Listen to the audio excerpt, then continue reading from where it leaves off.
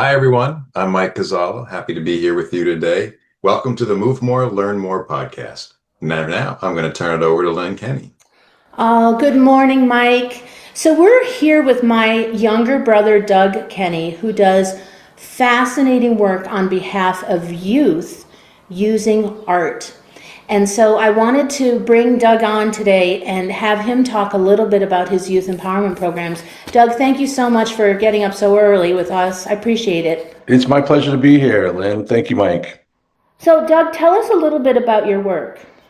So I'm in youth development. I've worked most recently at the largest independent youth center called Gary Comer Youth Center on the south side of Chicago. Previous to that, I was doing empowerment with a lot of youth organizations on the ground, community organizations in Chicago, helping them operate and run their business and developing mentorship programs. So I've been working in that space for the last about 5 years now, and now I'm consulting for a number of different community organizations, artists, and entities to empower youth through art. So what is youth empowerment?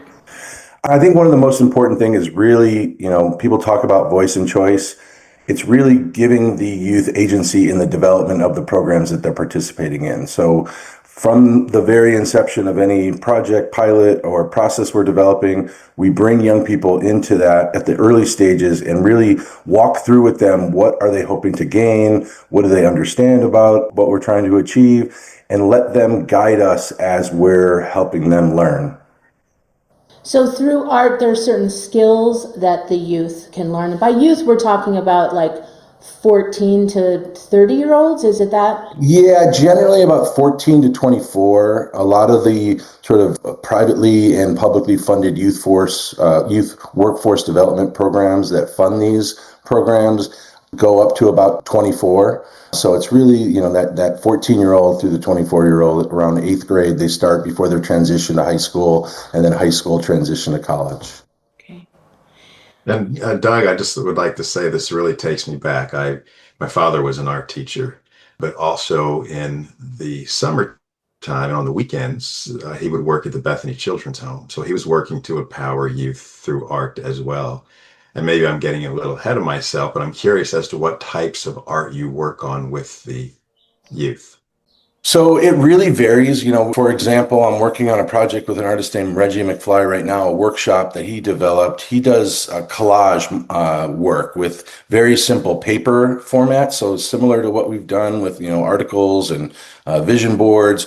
He'll give them different colors of paper, and they will then sketch out their portrait, and it'll be a self-identity exercise and process of them understanding about themselves, their identity, and they'll create a portrait of themselves using paper cutouts that they'll then fashion in an outline and then talk about who they are, what colors they use, what were they trying to express, what was the process that they used to get to where they are, and how do they respond to the other young people and what they created, and how does that create a dialogue among them to help them understand identity, their culture, where they're from, because it's so important.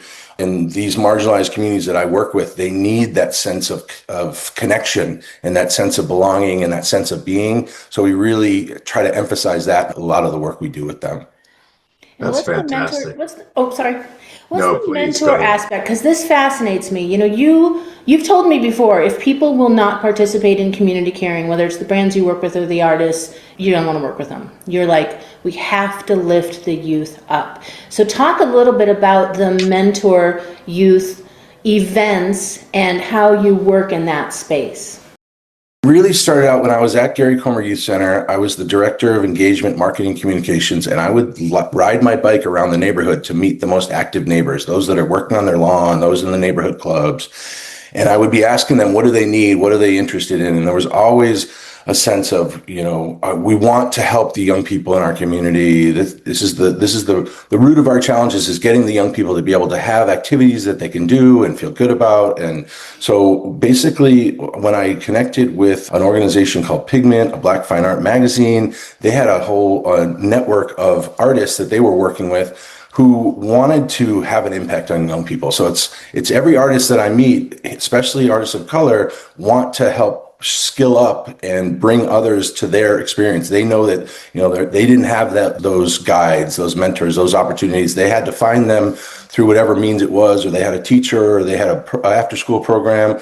So they're very interested in helping, but we want to make it so that it's satisfying for both the mentor and the mentee. It's a structured environment that sets the right expectations. Mm-hmm. So we started with very simple, we would go to art fairs like Chicago Art Expo, and we would have these artists meet the young artists that we would bring in from Gary Comer Youth Center and other programs.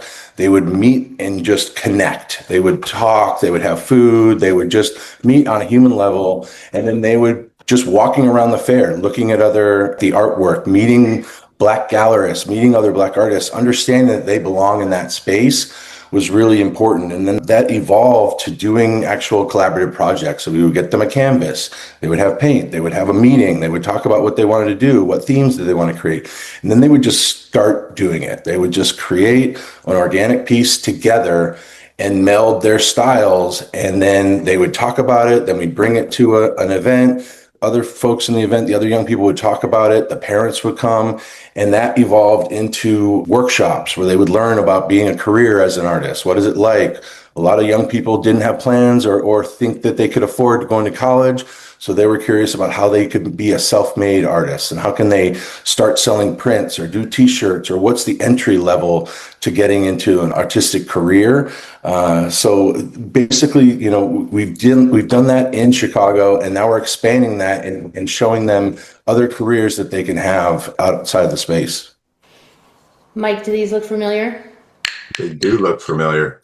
So, Doug, I would love it if you would talk about the Carl Praters Foundation and the event that I participated in with my clackers last February at the Gary Comer Youth Center, because it was amazing to me, Mike, how the youth were so into the clackers and the dancing and the beats, and we did drumming on yoga balls. Kyle was like, he's got such a big, beautiful personality. I love his wife too. So tell him a little bit. He's a really good example, I think, of a mentor for youth. Tell a little bit about his foundation and what you guys are doing to lift youth up.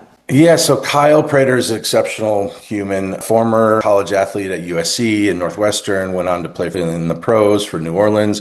His career was cut short, as many athletes are, by a knee injury. He didn't really have a plan, didn't have a sense of what he could do other ways outside of football. He had really only focused on training and had a very structured environment. And he went through some challenging times. He'll be the first to tell you that his mental health suffered after that. And he really needed to sort of find his way and find what he was really passionate about. He ended up starting a media company, production company. He now works with the Big Ten. He does all their community engagement and athletic engagement work. So he, again, like the artist that I work with, is an athlete who wants to help other student athletes prepare for their career. His organization is called Act 2 Foundation. So he talks about what's your next act. So your act 1 is your athletic career, where you've been, the best on your team and the best at your school and the best at the next level. But there's a point where it's going to end, and you're going to need to think about what else are you going to do with your life? How are you going to apply these really valuable skills that you've learned, this sense of commitment and resilience and all the positives that happen from being in athletic environments, and being able to translate that to what you do. So he has set up very holistic workshops and seminars and summits for youth athletes, where, again, they help to develop the programming. So we did mental health, we did wellness, we did AI, business plan development, entrepreneurship. So he brings in experts like our friend George from Merrill Lynch or Sharon from the Bears wellness team, and they will come and do these interactive seminars with the young people and do activities, do learning sessions where the young people will teach each other. They'll do a quick AI session about their business idea. It'll help them develop a business plan, then they'll have to present it. And all those sort of confidence builders are really the building blocks for those young people to at least get inspired about a different career, understand all the different options there are available to them, and then what are the skills that they already have that they didn't know that they can build on, and then what are the other skills they need to learn. And then one of the big things we have them do afterwards is after they do the session, they have to go and then share this with other young people, because there's so much, the ripple of rock in the pond. There's so much impact outside of the work that we're doing directly with the young people, and how they can take these skills and nutrition and health, mental health, self-regulation techniques into their home and teach their parents and their grandparents. So that's really an important aspect of it. Is oftentimes I tell mentors, hey, you might not feel like they really resonated or they were totally focused. And sometimes that's because, ADHD and other challenges that might even be undiagnosed or they don't know, but the impact you're having extends beyond the moment that you're with them. Mm-hmm. It's so beautiful, Mike.